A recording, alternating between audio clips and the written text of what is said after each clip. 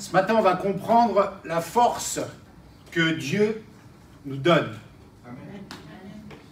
Et heureusement pour nous, nous ne sommes pas les seuls à nous être posé la question et à débattre avec ce problème. D'autres, avant nous, dans la Bible, ont cherché des forces dans des moments les plus compliqués de leur vie, dans les moments les plus douloureux de leur vie. D'autres, avant nous, ont dû être confrontés à ces événements-là et ils ont cherché à comprendre et à recevoir et à être au bénéfice de la force que Dieu donne. Et je dis heureusement parce que nous pouvons plonger nos regards dans ce qui leur est arrivé, dans les expériences qu'ils ont vécues pour trouver une réponse pour nous aujourd'hui à cette question: comment comprendre la force que Dieu nous donne? Bienvenue ce matin à l'église Paris Espoir et Vie. Je suis le pasteur Éric Mercantia. Aujourd'hui, je te donne un rendez-vous pour vivre un temps fort dans la parole de Dieu. Ce temps, c'est le moment où elle prend vie pour te parler personnellement et cela commence tout de suite. Juste avant, si tu n'es pas abonné à notre chaîne, je t'invite à le faire dès maintenant pour nos prochaines rencontres. On se retrouve juste après. À tout de suite de l'autre côté. Et la réponse à cette question, la réponse que nous allons trouver ce matin est importante.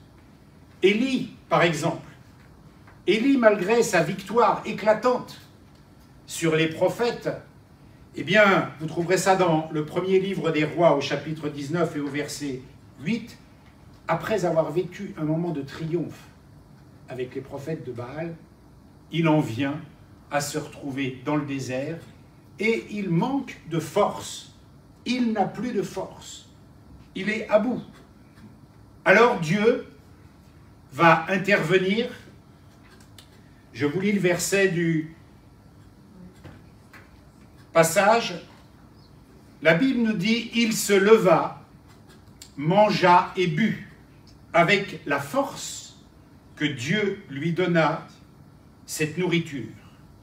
Il marcha 40 jours et 40 nuits jusqu'à la montagne de Dieu à Horeb.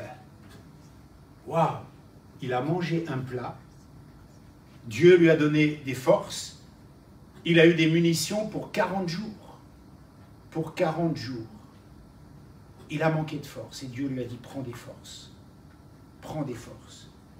S'il avait été contemporain d'Ésaïe au chapitre 40 du verset 28 au verset 31, il aurait entendu ce passage-là que je vais vous lire. Si il avait été contemporain d'Ésaïe, il aurait entendu: ne le sais-tu donc pas? Ne le sais-tu donc pas? Et n'as-tu pas appris que l'Éternel est Dieu de toute éternité? C'est lui qui a créé les confins de la terre. Il ne se lasse pas, il ne s'épuise pas et son intelligence ne peut être sondée. Il donne de la force à qui est là et il augmente la vigueur de celui qui est fatigué. Les jeunes gens se lassent et ils s'épuisent. Et même de robustes gaillards tombent. Mais ceux qui comptent sur l'Éternel renouvellent leur force. Ils prennent leur envol comme de jeunes aigles. Nous y reviendrons. Sans se lasser. Ils courent, ils marchent en avant et ne s'épuisent pas. Mais Élie n'était pas contemporain pour entendre ces versets. Mais nous sommes plus que contemporains. Nous sommes bien après et nous pouvons plonger dans cette expérience qu'ils ont vécue, dans ces paroles qui ont été prononcées pour être au bénéfice de cela et comprendre la force que Dieu nous donne. Qu'est-ce que ça veut dire? Qu'est-ce que c'est? Comment ça se concrétise? Comment ça se matérialise? La force que Dieu me donne. On dit souvent par la grâce de Dieu, par la force. Qu'est-ce que ça veut dire? Comment je le vis? Quelle réponse je mets derrière cela? Alors, pour bénéficier de cette force que Dieu donne, je dirais, changeons notre niveau de conscience sur la puissance de cette force qui nous est accordée seulement et uniquement en Jésus-Christ pour tenir et pour vaincre. Premièrement, dans la compréhension dont nous avons besoin de ce matin pour avancer, eh bien, nous devons à tout prix comprendre que nous avons absolument besoin de cette force. Cette force de Dieu, cette force que Dieu nous promet est un besoin. Pourquoi? Simplement à cause des difficultés de la vie. Il n'y a qu'à lire les actualités, il n'y a qu'à entendre des nouvelles du Covid, il n'y a qu'à entendre parler du chômage, il n'y a qu'à entendre parler de la santé, il n'y a qu'à entendre parler de tous les gens qui se questionnent sur l'avenir, de tous les malades, de tous les deuils, de tous les décès, de tous les problèmes. Et je suis sûr que si je vous interpellais un par un, vous auriez tous une histoire à me raconter où vous avez eu des problèmes et où vous avez eu besoin de la force de Dieu. La force de Dieu est un besoin. Et je dirais même plus, Dieu sait que nous serons fatigués. Dieu sait que nous manquerons de force.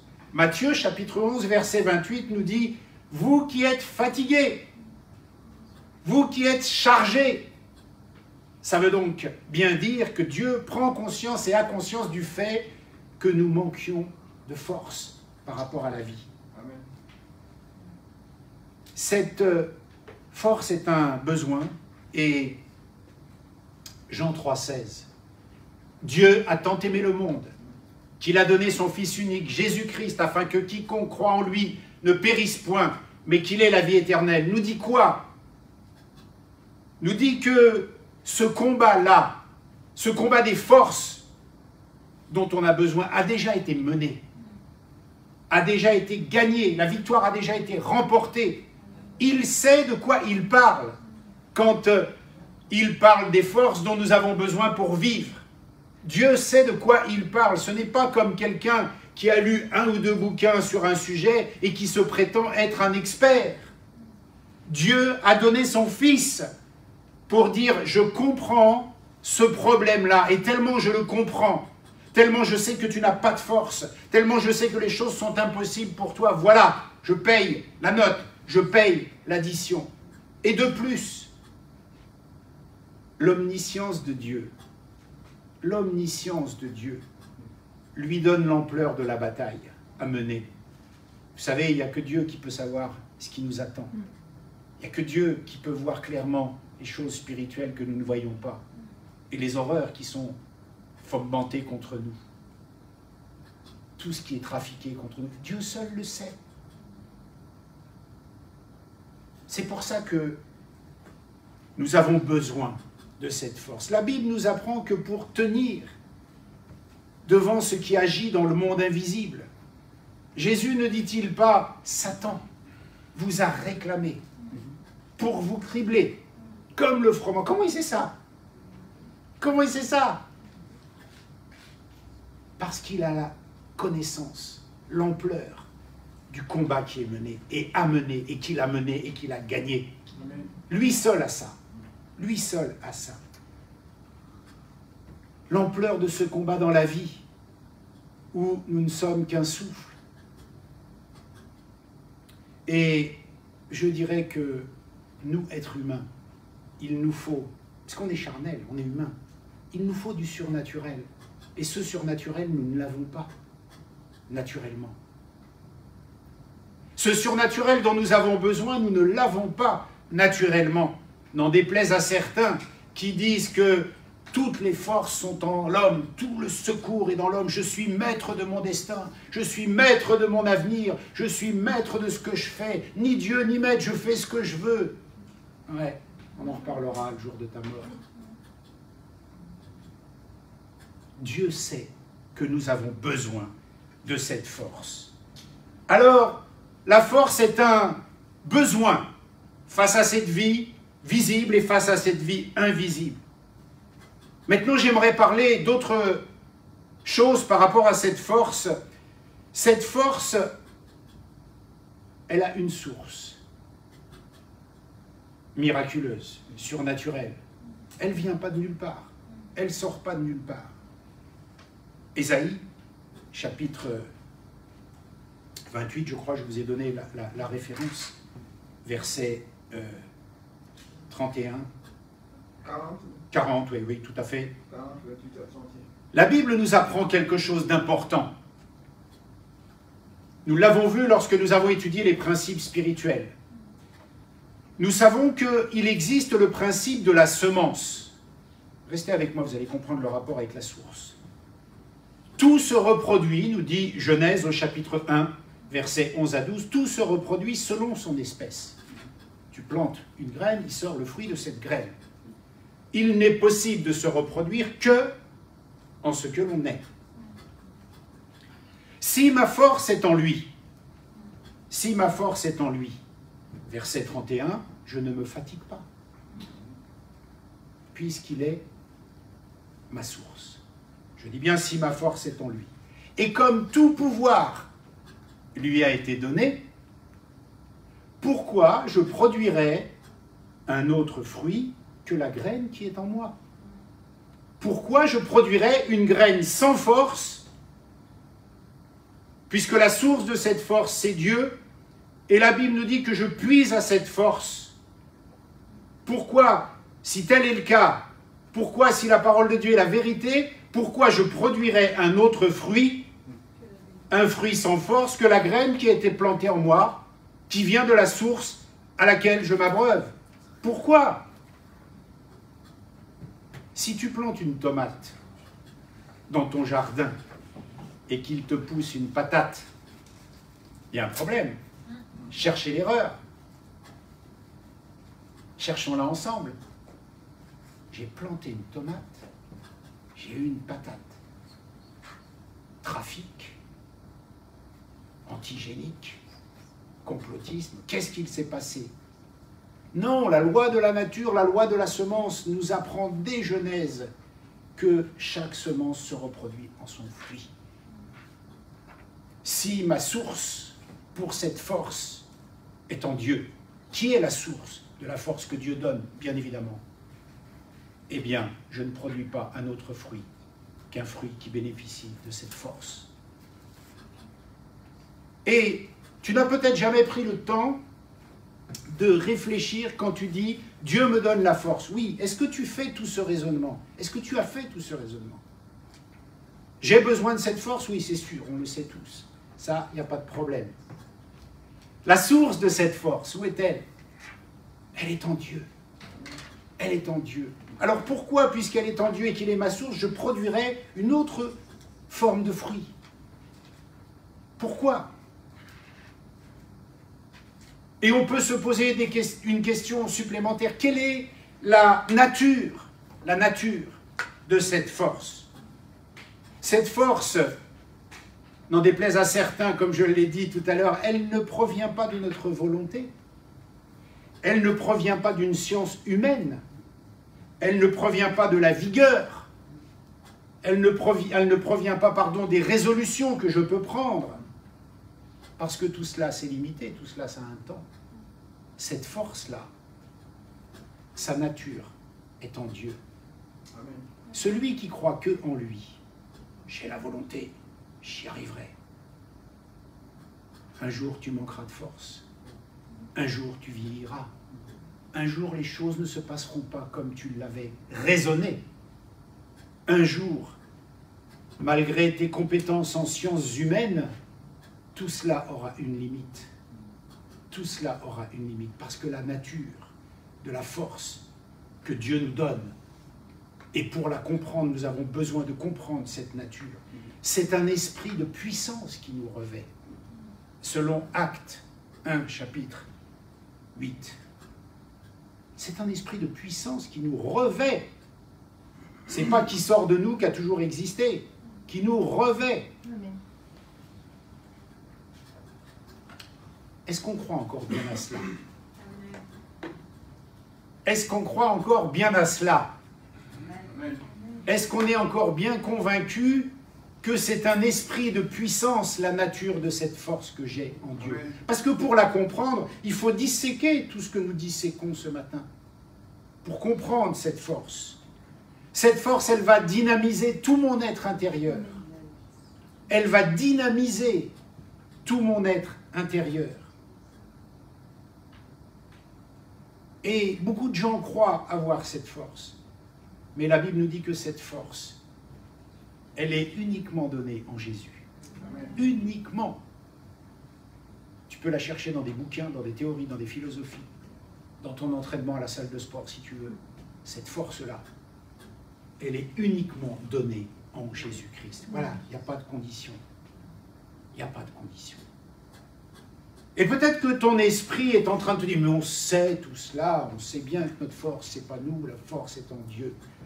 Je vais te donner une citation de Maxwell Anderson pour essayer de commencer à élever notre niveau de conscience de cette compréhension. Il dit la chose suivante, j'ai bien aimé, alors je te le dis. Apprendre à voir les choses précieuses est une compétence qui s'acquiert.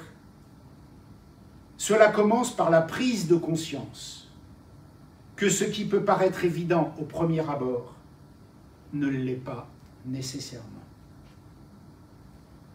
Je vais te relire cette phrase, parce que peut-être tu te dis, on sait qu'on a la force de Dieu. Alors, apprendre à voir les choses précieuses, la force de Dieu est une chose précieuse, est une compétence, c'est pas inné, qui s'acquiert. Et cela commence par la prise de conscience.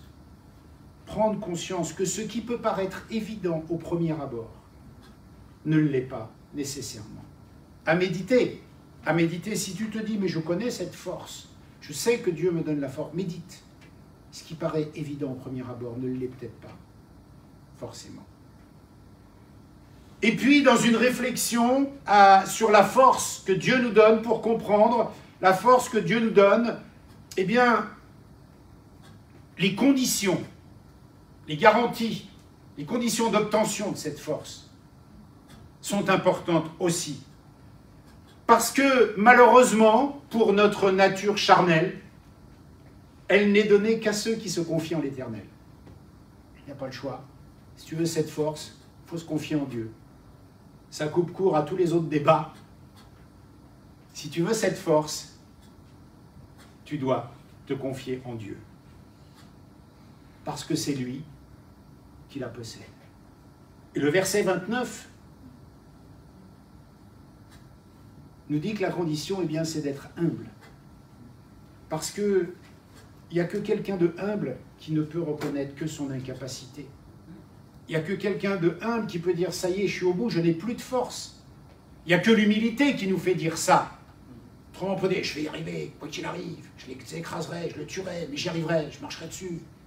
Et puis il y a un moment, on dit « Seigneur, je plie le genou devant toi, parce que cette force, je ne l'ai pas ». Et je vais vous donner, pas une bonne nouvelle, parce que cette force, elle est bizarre. Elle obéit à un principe qui est totalement déplaisant. Totalement déplaisant. Elle ne peut s'accomplir que dans notre faiblesse. Ah! C'est que quand je suis faible que je suis fort, dit la Bible. Un truc de fou. Parce que moi, quand je suis faible, eh bien, ça abat mon esprit. Moi, quand je suis faible, je n'ai pas du tout la sensation que je suis fort. Et Dieu dit, cette force qui est la mienne et que je te donne, eh bien, elle ne pourra marcher dans ta vie que quand tu seras faible. Mais moi, Seigneur, cette force que je n'ai pas, ce constat que je fais, ça m'abat. Et Dieu dit non, ça doit te réjouir. Parce que là, tu es dans le moment où comme tu es faible, comme tu n'as pas de force, eh bien tu deviens puissant. C'est ce qu'il a dit à Paul. Paul est venu 3 fois prier Dieu. Il lui a dit, stop, ma puissance s'accomplit dans ta faiblesse. Et pour bénéficier de la force qui est celle que Dieu nous donne, on doit être faible. Donc, quand je suis faible, un sophisme si vous voulez, quand je suis faible, c'est pas faux pour autant, eh bien je devrais me dire au lieu de m'abattre, quand je suis faible, hurrah, victoire, merci Seigneur, je suis fort. Jamais on se dit ça. Hein. Jamais on se dit ça. Et Dieu dit, quand tu es faible, c'est là que tu es fort. Wow. Quand je vous disais qu'il faut élever son niveau de conscience, parce que quand on est faible, mais totalement naturellement, on ne réagira pas comme cela. Et il faut changer son niveau de conscience. Seigneur, je suis faible. 2 options. Soit je suis abattu, ça c'est 100% des cas. Et puis, petite lumière qui s'allume avec ce principe bizarre. Seigneur, je suis faible, gloire à Dieu. Il n'y a pas beaucoup qui disent ça quand même. Hein. Même Paul, hein, il est allé voir Seigneur 3 fois. Il n'a pas dit gloire à Dieu. Il est allé voir, il a négocié, il a tenté. Et il y en a d'autres hein, qui ont dit je bégaye. Ok, on va régler ça aussi. Et je suis le plus petit de ma famille. Ok, on va régler ça aussi. Mais je suis la plus petite tribu. Va avec la force que tu as, c'est-à-dire 0, tu n'en as pas, je vais t'en donner. On peut discuter, on peut s'abattre, mais la Bible nous dit que je suis fort, fort, fort, fort, quand je suis faible. Je ne sais pas si pour toi ce matin c'est une bonne nouvelle. C'est un petit peu à l'envers de ce qu'on pense, mais si tu te sens faible, si tu te sens pas bien, si tu sens que tu n'as pas de force, j'ai une bonne nouvelle, tu es fort. Amen. Tu es fort. Tu es fort. C'est ce que dit la Bible. Tu es fort. Tu es fort. Alors, puisque c'est la condition pour être fort, il faut que ça change dans nos têtes. Il faut s'habituer à raisonner de cette façon-là, de plus en plus. Évidemment, quand je vais sortir de la salle, si je me tords la cheville et que je me fais une légère foulure, je vais devenir faible parce que je ne peux pas marcher et je ne vais pas dire « Oh Seigneur, c'est trop génial, je suis faible ». Mais commençons à transformer notre façon de raisonner. Et puis vous savez, ce qu'il y a de bien avec Dieu, c'est que ce ne sont pas des paroles en l'air. C'est pas genre, voilà, je te dis ça et puis je t'ai tout dit, quoi. C'est viens et vois. Amen. Viens et vois. Donc cette force, elle se manifeste. La force que Dieu nous donne, elle se manifeste.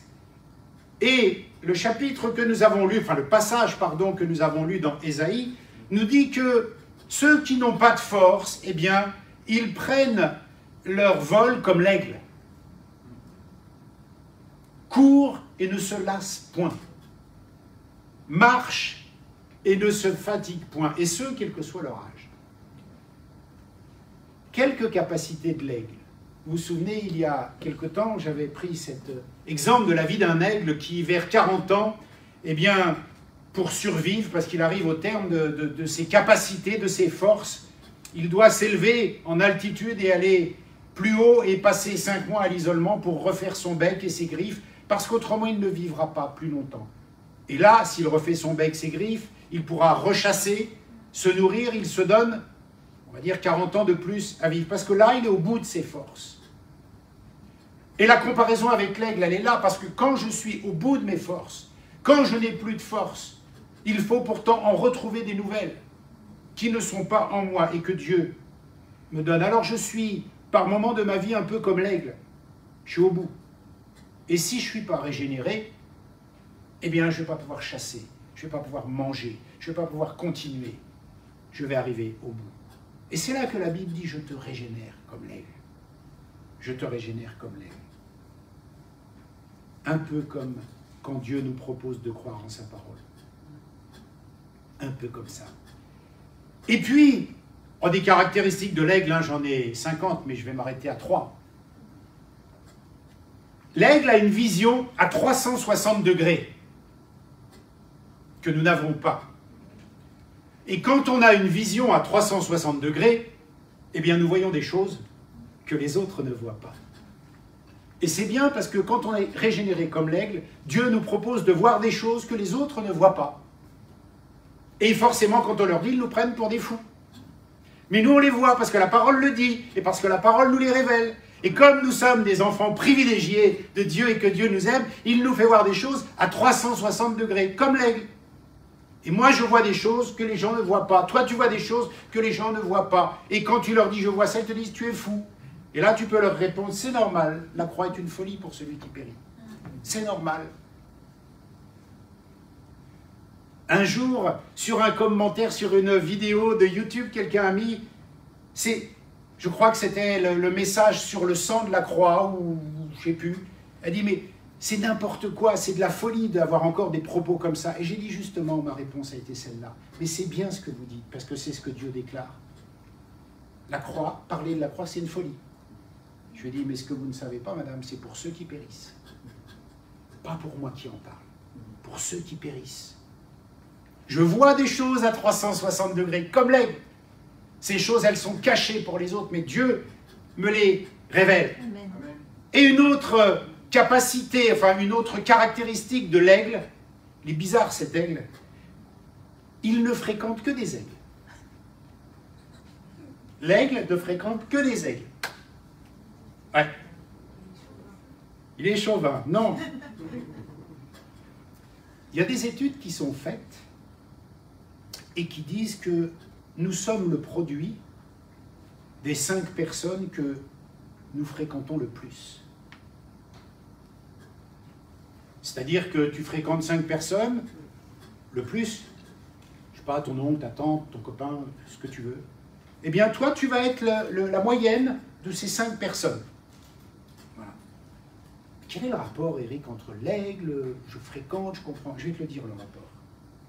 Je dois fréquenter les forces que Dieu me donne pour être le produit des forces que je fréquente. Tu comprends? Dis-moi qui tu fréquentes, je te dirai qui tu es. Si tu fréquentes la parole, si tu fréquentes la prière, si tu fréquentes le Saint-Esprit, si tu fréquentes la communion fraternelle, ça devrait marcher. Hein? Amen. Il y a de fortes chances que tu sois le produit de ça. Des 5 personnes que tu fréquentes le plus, tu seras le produit.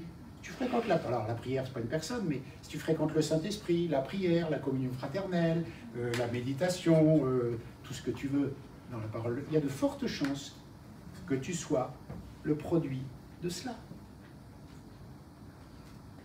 Si tu fréquentes le Saint-Esprit, ça risque de bien se passer.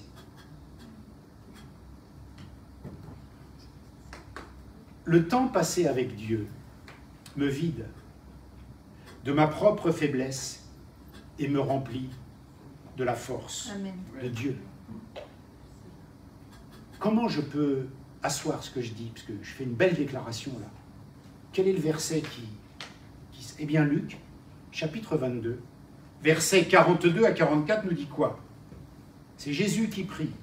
Père, si tu le veux bien, prends-moi cette coupe, non pas ma volonté, mais la vôtre. Un ange du ciel lui est apparu et l'a fortifié. Et étant dans l'angoisse, il priait plus sérieusement, et sa sueur était comme des gouttes de sang tombant sur le sol. Quand Jésus a supplié, quand Jésus était vidé, il a été rempli et il est reparti accomplir sa mission. Mais il a dû passer du temps dans la présence parce que il a fallu se vider pour être rempli par Dieu. Alors, pour conclure, nous avons besoin de cette force. C'est incontournable pour affronter la vie. Cette force, elle est d'une autre source, nous dit la parole de Dieu. Elle possède une autre nature. Cette force, elle doit se manifester. Et cette force, elle est conditionnée. Voilà ce que nous avons vu. Et toujours à l'image d'Élie, eh bien, reprends des forces. Reprends des forces. Parce que Dieu t'a préparé un repas pour la suite de ta route. Comme notre grand frère Élie dans la parole de Dieu manquait de force, l'ange est venu, lui a tapoté l'épaule, il a dit mange, 2 fois la mange, et ça va te donner de la nourriture pour les 40 jours qui viennent. Ce matin, imagine que le Saint-Esprit s'assoit à côté de toi, te tape sur l'épaule comme ça, et te dit mange. Parce que tu vas prendre des forces pour les 40 ans, 60 ans, 80 ans, 100 ans qu'il te reste à vivre. Pour les 40 jours où je veux me servir de toi abondamment. Prends des forces. Prends des forces là ce matin. Prends ton repas. Je t'ai préparé un repas, regarde. C'est tout chaud. Pour la suite de ta route. Quel que soit l'âge que nous avons. Mais il faut comprendre cette force. Et en croyant ce que vient de nous déclarer le Saint-Esprit dans la parole de Dieu ce matin, nous serons comme ce que déclare la parole de Dieu dans Hébreux, chapitre 6, verset 5. Je vais vous le lire. Ceux qui ont expérimenté, Hébreux, chapitre 6, verset 5, ceux qui ont expérimenté combien la parole de Dieu est bienfaisante. Écoutez la suite du verset. Et fait l'expérience des forces du monde à venir. Dans le monde à venir, il y a des forces. Dans le monde invisible de Dieu, il y a des forces. Et la Bible nous dit que ceux qui ont goûté, nous, les forces qui sont dans le monde à venir, et on n'y a goûté qu'en partie, nous y goûterons encore plus, eh bien nous serons comme cela. Et Hébreux, chapitre 6, mais au verset 9, un peu plus bas, il est dit, mes chers amis, même si nous tenons ici un tel langage, nous sommes convaincus que, dans ce que nous venons de vous dire, vous êtes du bon côté, celui du salut. Ta vision à 360 degrés te permet de voir du bon côté, te permet de voir du côté du salut. Même si dans la situation dans laquelle tu te trouves, c'est une folie de croire que Dieu va te donner des forces, eh bien la Bible dit que tu vas goûter aux forces éternelles grâce à cette vision. La solution que Dieu va te donner, la solution que Dieu va envisager pour toi, elle va paraître une folie, et même à toi-même. Mais tu es du bon côté, du côté du salut. Alors ce matin, prends des forces, comprends la force et les forces que Dieu te donne. Prends ce repas, mange la parole, prends cette nourriture et Dieu va te donner des forces. Amen. Soyez bénis. J'espère que ce message t'a fait du bien et t'a encouragé. S'il t'a inspiré, eh bien c'est simple. Tu vas juste en dessous, dans la description, où tu peux recevoir notre newsletters ainsi que t'inscrire à nos cultes et réunions de semaine. N'oublie pas non plus de t'abonner à la chaîne. Je te souhaite bon succès dans la suite de ton aventure.